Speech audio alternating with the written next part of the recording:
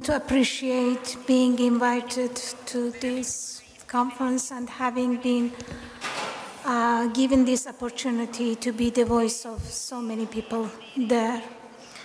Actually, the title of this panel, as far as I know, it is about solidarity. And we talk about solidarity, so first of all, we need to know about that people and about both fronts. We have the front, which is supposed to be the democratic forces and secular forces who are striving for human rights and who are striving for the right, and the other side, which is struggling or fighting for a fundamentalist, extremist interpretation of Islam, if we can call it Islam. They have been able to call their forces from over 70 countries all over the world, but when we look at the other side, we look at the secular democratic side, we do not see so much harmony, so much unity, and both regarding their policy and regarding their action in the field, and that's a pity. I am actually Kurd, so talking about, my origin and my people, it seems necessary to explain that Kurdistan has been divided into 4 pieces, and being somehow located in that geography, being part of Iran, Turkey, Syria, and Iraq, has created a kind of problem for both. Those who want to interfere somehow not properly, and for those who think this might be a good situation to create such a problems to attract or draw the international community's attention intentionally, because they want to move the focus from something else, from somewhere else, and to put it there, or to defeat some enemies and to show that they are not capable. Today we have heard about the origin and how ISIS, this force or the Islamic State, created there in that region. Actually, for me, it is really important to focus on the neighboring countries in the region. For example, beginning with Iran.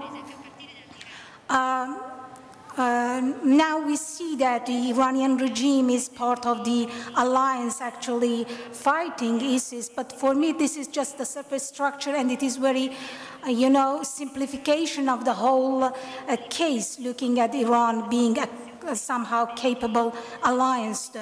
Iran has got the most from this situation there in Syria, actually, when they have been able to move their forces over the over the border to Iraqi part and showing the international community that they can be reliable. Do you think that the Iranian regime is reliable and can be a trustworthy partner in this battle?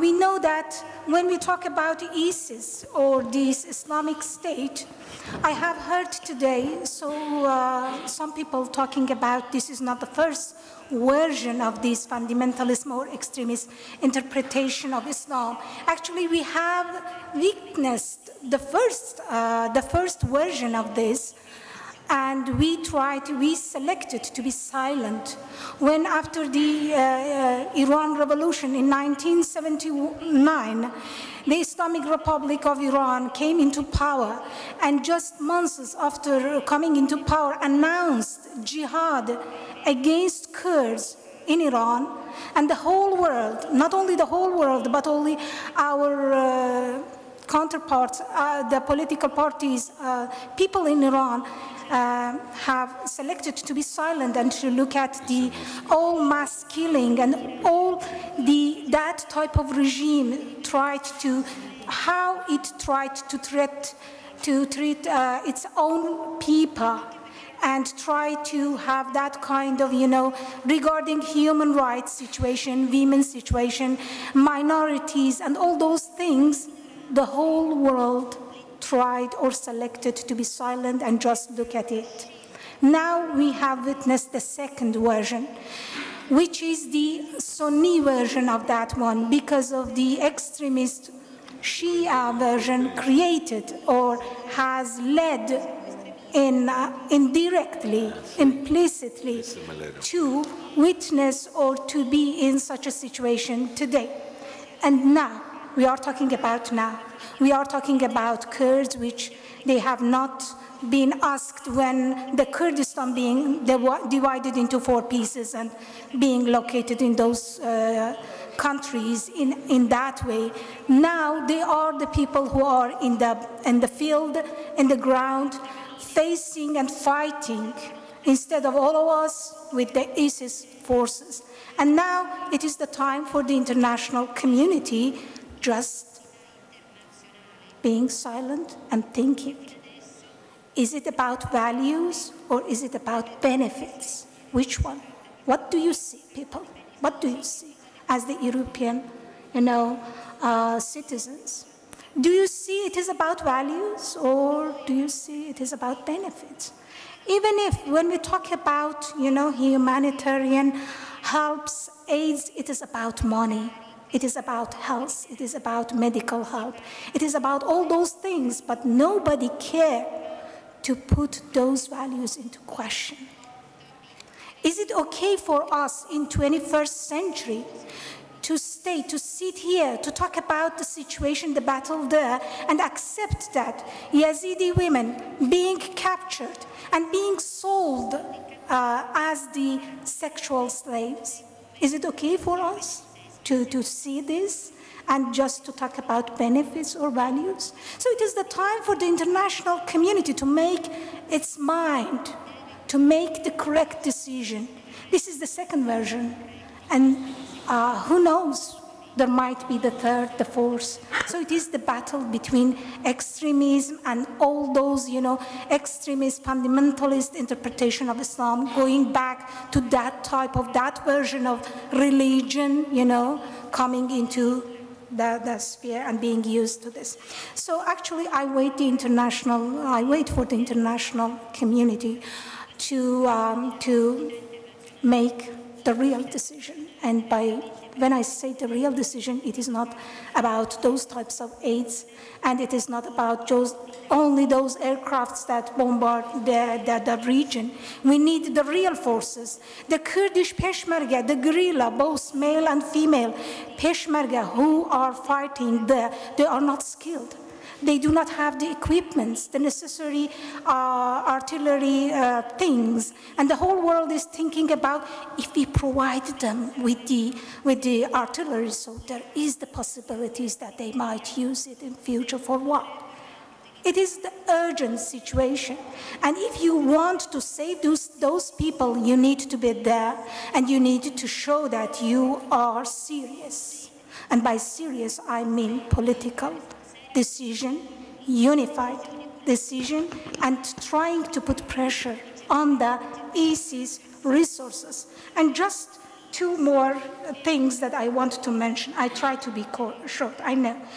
First of all, when we look at the Turkey situation, all those countries, Iran, Turkey, and even when we talk about Iraqi government, the whole situation or the whole problem was the Kurdish case.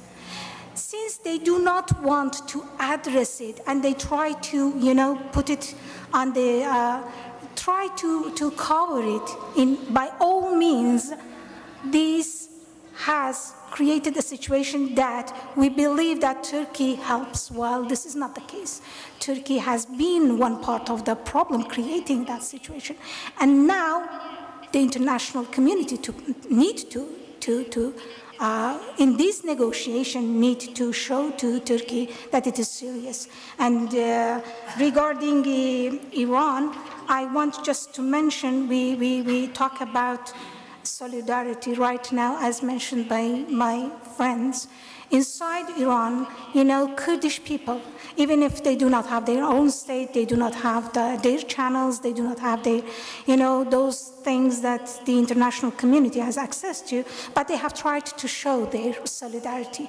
In Iran, in different cities in Iran, we witnessed their demonstration and all type of, supports.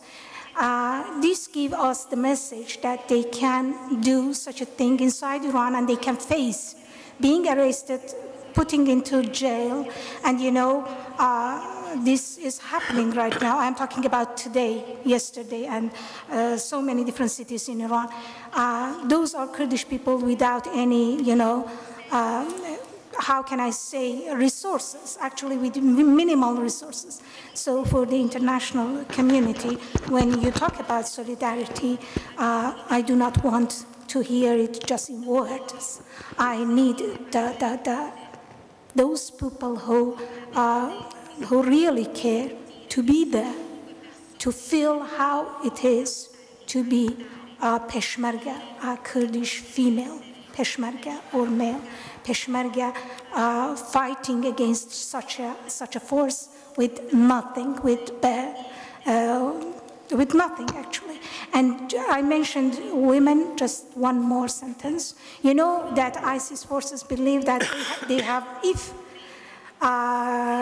they are killed by a female guerrilla, so they might not go to heaven, so they might end up in the hell. So this is the worst scenario for them to escape the female guerrillas. Thank you for attention.